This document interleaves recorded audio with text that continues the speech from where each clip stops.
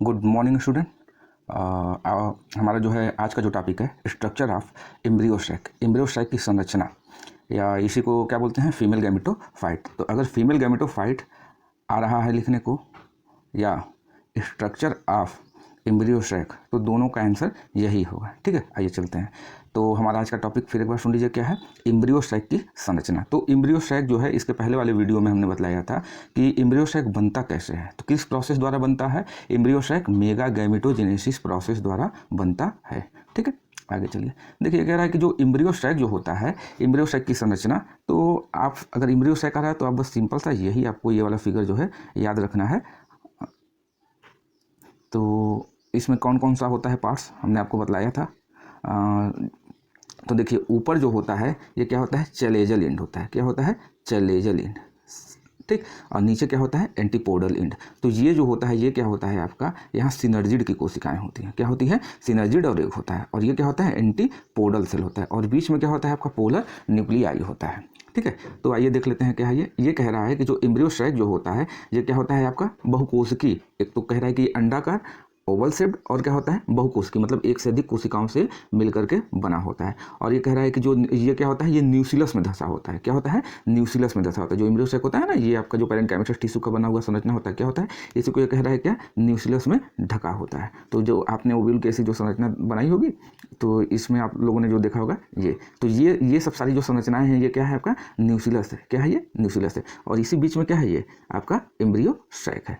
ठीक, आगे कह रहा है कि जो एम्ब्रियो होता है, ये क्या होता है, किसकी संरचना होती है? पेक्टिन और सेलुलोज की झिल्ली से जो होता है, क्या होता है, ये ढका होता है। मतलब ये मेम्ब्रेनस स्ट्रक्चर होता है। और ये जो मेम्ब्रेन किसका बना होता है? पेक्टिन और सेलुलोज का होता है। जो एम्ब्रियो के अंदर साधारणतः, देखिए ये क्वेश्चन जो है पूछा गया है आपसे, हम बार बार बीच में आपको अगर हम ये नोटिस कराते हैं, नोटिस कराने का मतलब यही है कि हमारा कि आपसे क्वेश्चन जो है गलत ना हो, क्योंकि इस समय तो आप पूरे कॉन्फिडेंस में रहते हैं कि जो भी क्वेश्चन आएगा हम कर लेंगे, लेकिन एग्जाम में क्या होता है, आपको कन्फ्यूजन आने लगता है। तो देखिए, कह रहा है कि जो एम्ब्रियो होता है, एम्ब्रियो में कितना स्ट्रक्चर होता है? 7 सेल्ड होता है। ये हमेशा याद रख लीजिएगा, पूछता है हमेशा। ये क्वेश्चन जो है पूछा भी है, आप लोग देख लीजिएगा इसके जो बायोलॉजी का पेपर सॉल्व कराए हैं उस वाले वीडियो में, तो उसमें पूछा है कि एम्ब्रियो में कितना होता है? 7 सेल्ड।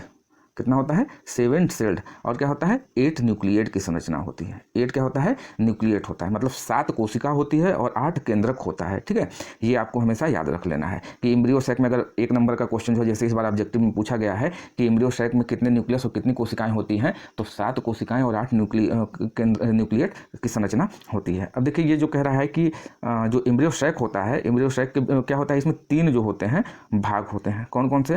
पहला जो होता है आपका एग ऑपरेटस, फिर आपका सेंट्रल सेल, फिर एंटीपोडल सेल। तो देखिए, कह रहा है कि जो कोशिकाएं होती हैं, एक कोशिका के मध्य में होता है, 3 जो होता है माइक्रोपाइल की तरफ होता है। अब माइक्रोपाइल आपको याद आया होगा, जो हम आपको बताए थे ना कि ये चना जो होता है ना, चना में आप देखे होंगे, तो देखे तो होंगे नहीं आप लोग, बस ऐसे केवल बस वीडियो देखते हैं। और कितना लोग तो वो भी नहीं देखते हैं, उनके पास समय ही नहीं है।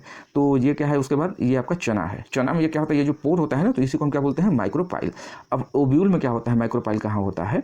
आप जो है ओव्यूल की संरचना को अगर देखे होंगे, तो ये आपका फीमेल गैमेटोफाइट हो गया। ये वाली जो संरचना है यही क्या है आपका? माइक्रोपाइल। मतलब ये क्या होता है? एक पोर जैसी संरचना होती है। इसके पहले जो हमने आपको पीडीएफ प्रोवाइड कराया था, उसमें आप जरूर देख लीजिएगा कि माइक्रोपाइल क्या होता है। तो माइक्रोपाइल क्या होता है? एक पोर जैसी संरचना होती है, छिद्र जैसी संरचना होती है। इसी छिद्र में क्या होता है आपका? जब पॉलन ट्यूब जर्मिनेट करता है, तो उसी के तहत क्या होता है, जो पराग नली होता है, इसी माइक्रोपाइल के थ्रू क्या होता है, फीमेल गैमेटोफाइट में प्रवेश करता है। तो यही ये कह रहा है कि जो इसमें क्या होते हैं, देखिए जो ओव्यूल जो होता है, इसमें 2 छोरे होते हैं। ठीक है, ये आपको बार बार ये जो संरचना हम बना रहे हैं आपको समझाने के लिए। तो ये ऊपर क्या हो गया? चलेजा हो गया। ऊपर क्या हो गया? चलेजा हो गया। और नीचे क्या हो गया? माइक्रोपाइल। तो ये कह रहा है कि जो फीमेल गैमेटोफाइट या ओव्यूल या मेगास्पोरेंजियम की जो संरचना होती है, उसमें 2 छोर होते हैं, एक माइक्रोपाइल और दूसरा चलेजा। ठीक है, यहाँ तक तो कोई दिक्कत नहीं है। अब आइए, उसके बाद फिर ये कह रहा है कि देखिए, ये चलेजा की तरफ होते हैं। सभी कोशिकाएं एक दूसरे से क्या होते हैं? साइटोप्लाज्मिक स्ट्रेन द्वारा जुड़े रहते हैं। और फिर इसके बाद देखिए, कह रहा है कि एम्ब्रियो में क्या होता है आपका? 3 कोशिकाएं पाई जाती हैं। कौन कौन सी? पहला है एग ऑपरेटस। ठीक, फिर दूसरा आपका क्या है? देखिए, आपका दूसरा फिर है एंटीपोडल सेल। ठीक, और तीसरा जो है आपका सेंट्रल सेल। तो अब आइए शुरू करते हैं। देखिए, ये जो है एक बार संरचना को आपको भली भांति पहले इससे परिचित हो जाए, तब जो है हमारा जो हम जो बोल रहे हैं आपको समझ में आएगा। देखिए, ये क्या है? ये एंटीपोडल सेल है। क्या है ये? Antipodal cell. और ये वाला जो बीच में ये जो संरचना है, इसी को क्या बोलते हैं? पोलर सेल, या इसी को क्या बोलते हैं? Central cell. बीच में है तो इसीलिए क्या है? Central cell. और इसके नीचे, सबसे नीचे जो होता है क्या होता है? सिनर्जिड सेल होता है। और एग ऑपरेटस क्या होता है? ये क्वेश्चन पूछा गया है CPMT में, जो होता है या CBSE PMT जो मेडिकल की तैयारी करते हैं, तो उसमें पूछा जाता है कि जो एग ऑपरेटस क्या होता है। तो एग ऑपरेटस क्या होता है, ये जो नीचे ये दो कोशिकाएं हैं तो ये क्या है, सिनर्जिड। जब दो सिनर्जिड, क्या चीज़, दो सिनर्जिड और एक एग आपस में मिलते हैं तो ऐसी संरचना को हम क्या बोलते हैं, एग apparatus। देखिए यहाँ पे कह रहा है ना कि एग apparatus, देखिए एग apparatus है ना, ये आपका क्या है, ये दो सिनर्जिड हो गया और एक एग हो गया, तो ये क्या हो गया, एग apparatus। आइए देखिए, अब ये कह रहा है कि जो एम्ब्रियो सैक जो होता है ये क्या होता है, तीन कोशिकाओं से, तीन तरह की कोशिकाओं से मिलकर बना होता है। पहला क्या होता है, एग apparatus। तो ये कह रहा है कि जो एग apparatus ये होता है, क्या होता है, ये माइक्रोपाइलर एंड पे होता है। ये जो कोशिका होती है ना, इसमें यहाँ जो माइक्रोपाइलर एंड पे क्या होता है, आपका सिनर्जिड और एग होता है, तो इसी को हम क्या बोलते हैं, एग apparatus। तो ये कह रहा है कि जो माइक्रोपाइलर एंड की तरफ होते हैं और इसके मध्य में क्या होता है, एग सेल होता है और दो सिनर्जिड की कोशिकाएं होती हैं, और इन्हीं में क्या होता है, एक जो है फिंगर लाइक स्ट्रक्चर। देखिए ये भी काफ़ी इंपॉर्टेंट क्वेश्चन है। एक जो है फिंगर लाइक प्रोजेक्शन जो होता है, ऐसे उंगलियों की तरह जो संरचना होती है, ये क्या होता है, एग पे होता है। ये करता क्या, ये जो पॉलन ट्यूब जब इंटर करता है तो इस पॉलन ट्यूब को, जो पराग नली होती है ना, ये देखिए ये वाली जो संरचना है, जो पराग नली जब क्या करता है, उसमें फीमेल गैमेटोफाइट में जो है इंटर करता है, तो उसके एंट्री में क्या करता है, ये मदद करता है। अब देखिए ये आपको ये वाली संरचना समझनी होगी। यहाँ से क्या हो गया, ये आपका पराग कण। तो ये पराग कण क्या होता है, पराग कण से क्या होता है, पराग नली निकलती है, क्या निकलती है, पराग नली। तो ये पराग नली क्या होता है, जब अंदर ये प्रवेश करता है तो इस पराग नली के अंदर प्रवेश में कौन मदद करता है, फिलिफॉर्म apparatus। तो देखिए ये फिलिफॉर्म apparatus पूछता है कि फिलिफॉर्म apparatus कहाँ पाया जाता है, तो बस आपको ये याद रखना है, फिलिफॉर्म apparatus आपके क्या होता है, जो होता है फिंगर लाइक, उंगलियों की तरह एक संरचना होती है, और ये क्या करता है, इसके तीन कार्य हैं। देखिए कह रहा है क्या, पहला न्यूक्लियस, जो न्यूक्लियस सेल है उसके क्या करता है, पदार्थों को क्या करता है, अवशोषित करता है, जो पोषक पदार्थ है उसको क्या करता है, अवशोषित करता है। दूसरा कार्य क्या है, ये पॉलन ट्यूब को आकर्षित करने वाले रसायन को स्राव करता है। मतलब जो पॉलन ट्यूब को क्या करता है, आकर्षित करता है कि तुम जो इधर से आओ तो तुम्हें इधर जो फीमेल गैमेटोफाइट में इंटर करने में तुम्हें क्या होगा, सहायता होगा।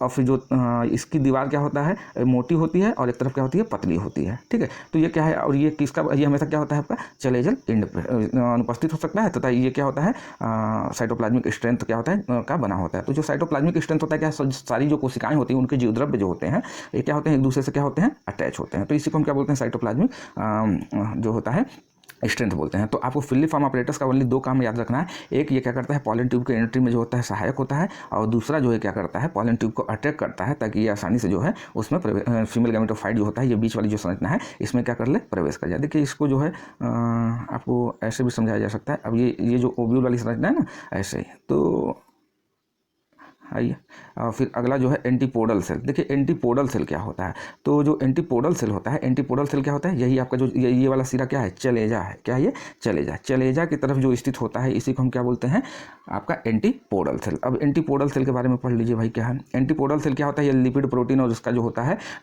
इसके अंदर पाए जाते हैं, और ये क्या होता है, एक तरह से कह लीजिए कि ये न्यूक्लियस को क्या करते हैं, पोषण प्रदान करते हैं। न्यूक्लियस जो सेल होता है ना आपका, ये पैरेन्काइमेटस टिश्यू का बना होता है, और ये आफ्टर पॉलिनेशन क्या हो जाते हैं, ये कोशिकाएं क्या हो जाती हैं, नष्ट हो जाती हैं। और ये क्या होता है, ये मल्टी न्यूक्लिएट होते हैं, मतलब इसमें एक से अधिक जो होता है, क्या होता है, न्यूक्लियस पाया जाता है।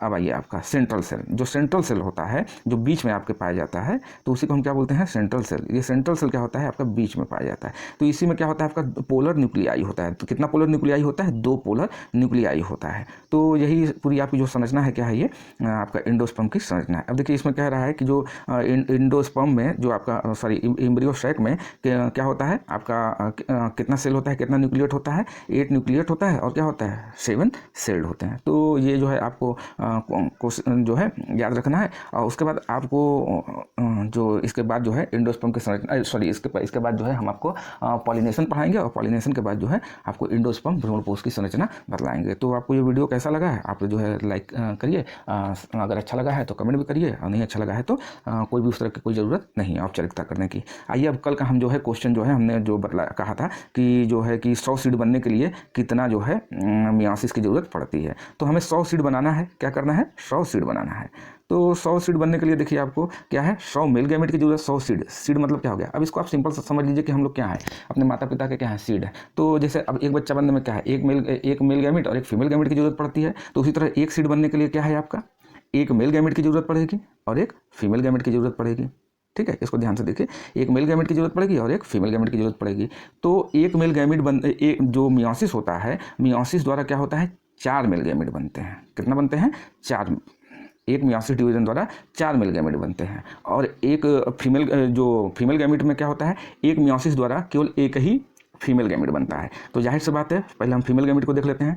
एक मियोसिस द्वारा मतलब एक कोशिका का विभाजन होगा, तो कितना जो है बनेगा फीमेल गैमेट, 1 बनेगा।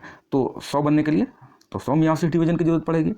और अब आइए, अब मेल गैमेट बनने के लिए तो हमें क्या बनाना है, 100 मेल गैमेट बनाना है। तो अगर 100 में क्या होगा, एक में 4 बन रहा है, तो 100 बनाने के लिए क्या है, 25 डिवीजन की जरूरत पड़ेगी। कितने डिवीजन की जरूरत पड़ेगी, 25 डिवीजन। तो 100 जो होता है फीमेल गैमेट बनने के लिए 100 मियासिस डिवीजन, और 25 जो होता है मेल गैमेट बनने के लिए आपका 100 जो है मेल गैमेट बनने के लिए आपको 25 डिवीजन की आवश्यकता पड़ेगी। तो इस तरह कितना आपको 100 मेल गैमेट बनाना है और 100 फीमेल गैमेट बनाना है। तो 100 मेल गैमेट बनाने के लिए क्या है, आपको 25 की जरूरत पड़ेगी, 25 मियासिस डिवीजन की जरूरत पड़ेगी, और 100 फीमेल गैमेट बनाने के लिए 100 मियासिस डिवीजन की जरूरत पड़ेगी। इसलिए कुल मियासिस डिवीजन कितना होगा 100 सीड बनने के लिए, 125 डिवीजन होगा। ठीक है, और जैसा भी आपको लगा है आप कमेंट करिए।